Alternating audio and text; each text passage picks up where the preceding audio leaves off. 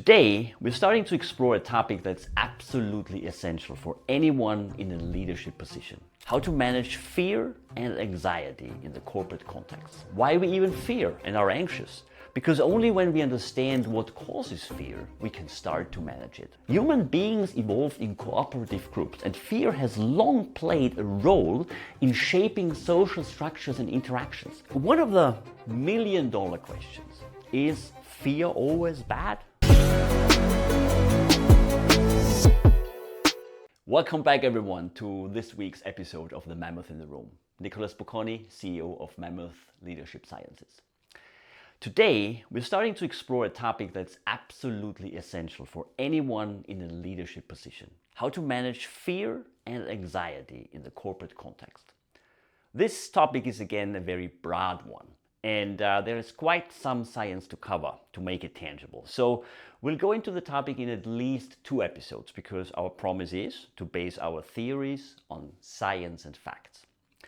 And to manage fear and anxiety in organizations, in your organization, we need a basic understanding of it. While we won't dive deeply into the neurobiology of fear, we will still discuss some of the principles, why we even fear and are anxious. Because only when we understand what causes fear, we can start to manage it.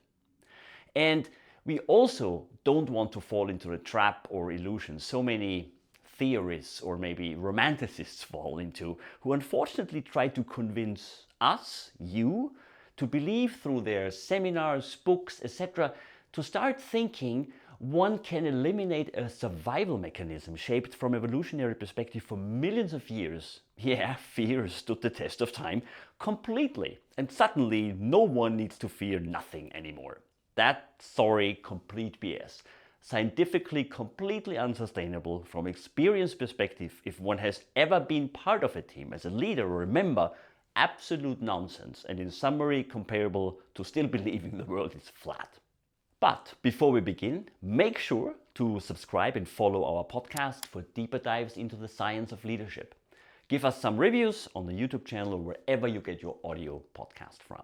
So let's get into it. And yes, we will reference again some high-profile scientific literature, which we will have in the show notes. Specifically, today we'll refer to The Ecology of Human Fear, Survival Optimization and the Nervous System, published in Frontiers in Neuroscience 2015.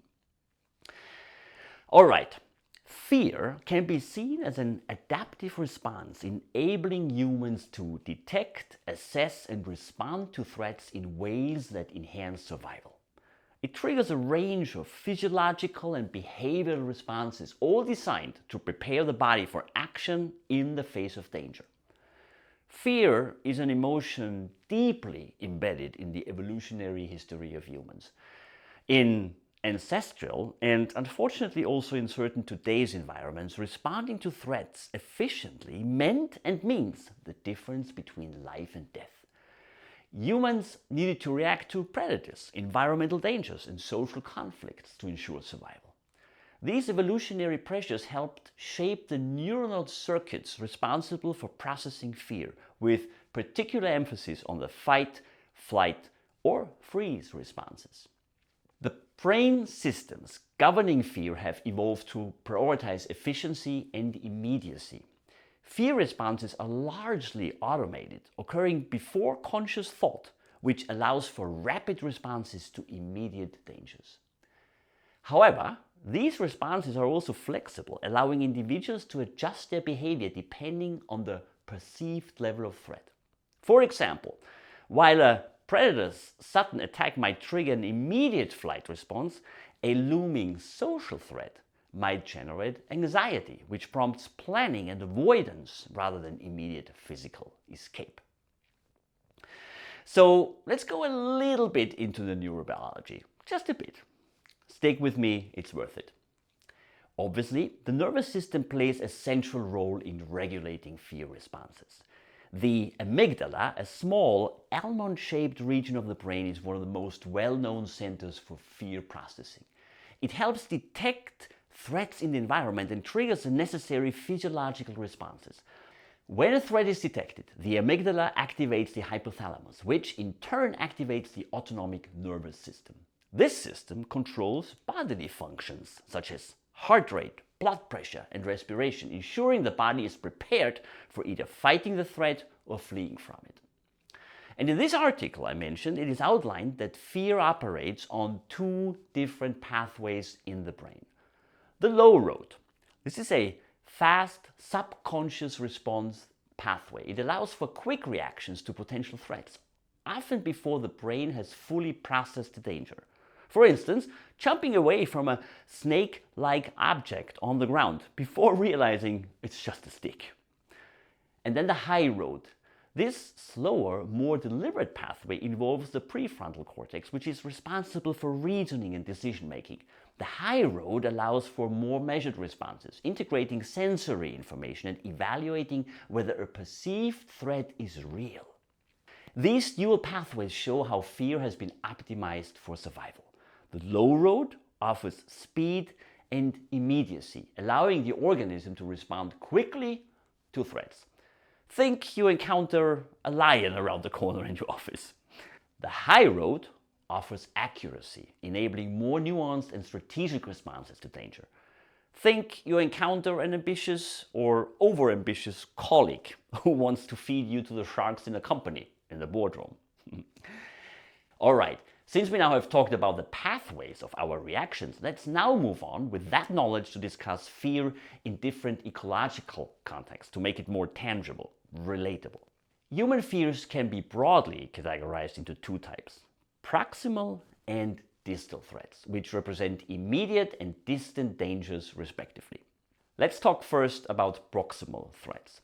These are direct and immediate dangers, such as a predator attacking or a car speeding towards you. The proximity and urgency of that threat results in a more automatic and intense fear response, triggering the fight or flight or freeze mechanism. The brain's neural circuits are designed to detect these kinds of threats quickly and generate an immediate reaction. Or, let's put it into the office, have you ever seen someone being screamed at or threatened by a superior? Or have you ever maybe been yourself a target of these actions? Then you know what that does to us humans. Some fight back, some flee or break down, some freeze. And these reactions happen even before we're reflecting on it consciously. That's your neurobiology. And the fact that you'll remember that almost forever, that's also your neurobiology. Then let's talk about distal threats. These threats are more distant in time or space, such as the possibility of losing a job in a few months or anticipating social rejection. Distal threats generate less intense but more prolonged feelings of anxiety. The brain processes these threats differently, engaging the prefrontal cortex more heavily in the decision-making process. The anxiety produced by distal threats often leads to preparatory behavior, such as planning or avoidance, rather than immediate physical reactions. Or, let's again put this into the office. Have you ever been in a situation where an organizational change is coming towards your company? Or a big presentation is looming in 4 weeks, which might have an impact on your job, your future, your potential promotion within the company? Then, again, you know what that does to us humans. You might sleep not well, be more alert what others say about you. You might even change your way of walking through the office, avoiding certain paths because there are people you don't want to meet. And if that lasts too long, it can even lead to burnout. That's also your neurobiology. And then one of the most significant factors influencing fear is uncertainty. When individuals face a situation where the level of threat is ambiguous, the brain tends to heighten fear responses. Uncertainty triggers heightened arousal as the brain anticipates possible danger and remains hypervigilant. This can be seen in both physical and social context. For example, in an environment where a predator may or may not be lurking, the heightened state of vigilance can keep individuals on their toes, ready to react if the predator does appear. Similarly, in social situations, uncertainty about how others will perceive or react to one's actions can produce anxiety. This Social anxiety drives people to adapt their behaviors, to maintain social cohesion and avoid conflict, engage in cautious decision making, or gather more and more and more information to just not needing to make a decision. Now, one of the million-dollar questions: is fear always bad? Hell no! Fear can serve as a powerful driver of action, pushing individuals to confront challenges, avoid danger, and pursue long-term goals. By triggering physiological arousal and heightened focus, fear helps humans overcome obstacles and stay alert to environmental changes, or just don't do things. If we all had no fear, we all could start skydiving. And if the current skydivers would not fear, they all would make mistakes at some point, which in that case would be deadly. And in a less graphical way, for instance, fear of failure in a competitive environment can lead to an intrinsic drive to work harder and achieve success. If you and your teams are not concerned about losing market share to one of your new competitors, if you just don't fear losing resources, relationships, or status, well, then you'll be very quick reaching the status of nothing left to lose. Also, here's another point. Fear is not only an individual experience, but also a social one. Human beings evolved in cooperative groups, and fear has long played a role in shaping social structures and interactions. Historically, humans who were rejected by the groups faced higher risks of death due to isolation, lack of resources, and increased exposure to predators. In many social contexts, fear drives individuals to conform to group norms and avoid behaviors that might lead to punishment or exclusion. This is critical for maintaining social harmony and ensuring survival within a group. Let me ask you this. What makes you stop at a red light in a lone intersection with no car coming left or right for miles?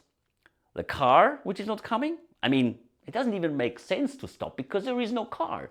Or is it a camera which might make a photo from you running the red light, exposing you to a fine of $300? Well, I know my answer. Fear, of course, that's why we're talking about it, plays a role in leadership and power dynamics. Those in positions of authority often wield fear as a tool to maintain control and ensure compliance.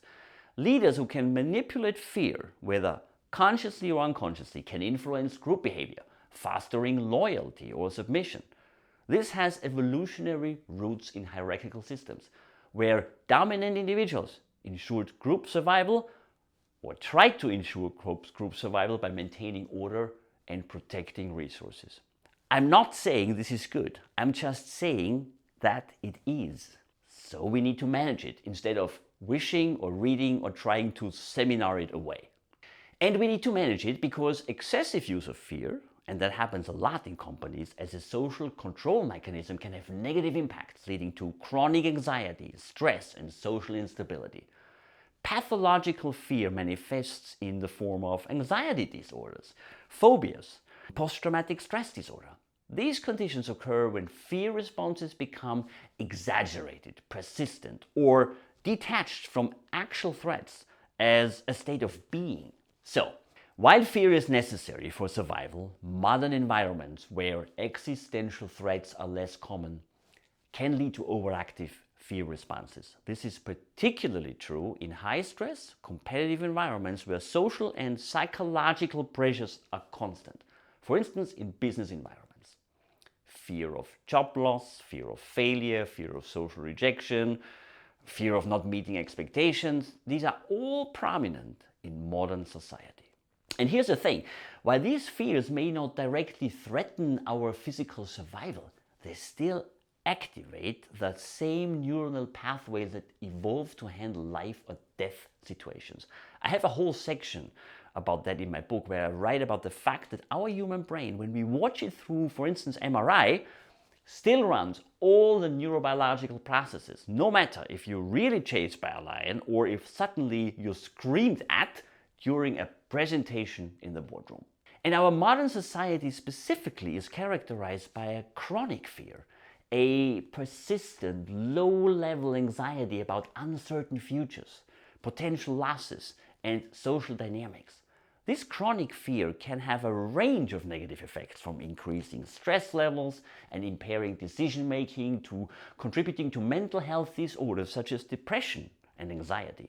So how do humans deal with that? Well, we have an imagination system characterized by rich representations and capable of sophisticated simulations, including future threat encounters. We have the ability to reduce threat by changing the environment. We can construct niches and form social coalitions. We have the ability to learn vicariously about threats and empathize. And we also have the ability to symbolically reason and bridge data to build new information about threats. And then we have one other thing, what other species don't have, or not to the extent. And this is a beauty and a curse. We humans can ruminate about the past and envision worrying futures. In the absence of immediate threats, both prediction and prevention strategies allow us to minimize future interactions with danger. For example, in face-to-face encounters, the tiger always wins. So we have to avoid that encounter. And a system that minimizes direct contact with life-endangering predators will always be advantageous. Now, let's take this into our business environment. That's what we do in business strategy, for example. We prepare for the future hypothesized competitive situations. What do we need to deliver versus what the competitor delivers or will deliver to gain, keep, don't lose market share, or in more existential situations to keep our job, our company. I mean, look around, businesses are going bust every day. We humans can, with our ability, prepare for that, thrive in this environment. That's the positive part. Conversely, these enhanced abilities may leave us also open to affective disorders that involve anticipation or uncertainties concerning the future. For instance, anxiety, sensitivity to social rejection, and the fear of leaving the safety of our protective environment. Yes, we humans, we worry a lot. Now, for leaders, it is important to understand these evolutionary roots of fear, because if you don't, you fall victim to these concepts which I talked about up front. Like, let's eradicate fear altogether. Let's create organizations where no one fears anything. What does it even mean? That you can go up to your boss and tell her that now you are taking her job because why not? Because we have eradicated any hierarchy and power structure and no one has to fear anything? It doesn't work, even if you want it. That's our neurobiology. You can't and you don't want to eradicate that very mechanism evolved over millennia, which actually helps you to survive and thrive in difficult, highly competitive situations and keeps structures and social cohesion in place. What you can do, and what good leaders must indeed do, is to manage it and to mitigate it by understanding its neurobiological and ecological underpinnings. And that is what we're going to deep dive into next time. How leaders can create an environment where power and fear is properly managed to ensure your teams can perform at their best and achieve extraordinary results. Thank you for tuning into this week's show. If you found today's discussion helpful, don't forget to subscribe, leave a review, and share this episode with your network. Until next time, lead with empathy, inspire with purpose, and cultivate motivation from within. And lastly, if you're interested in more, you can order my book. It has the same title as the podcast, The Mammoth in the Room. It offers a practical roadmap how great leaders and their teams embrace evolutionary truths for outstanding business results. And it does that in 3 sections: on people, on strategy, and on implementation. Thank you very much. Nicholas Bocconi, The Mammoth in the Room.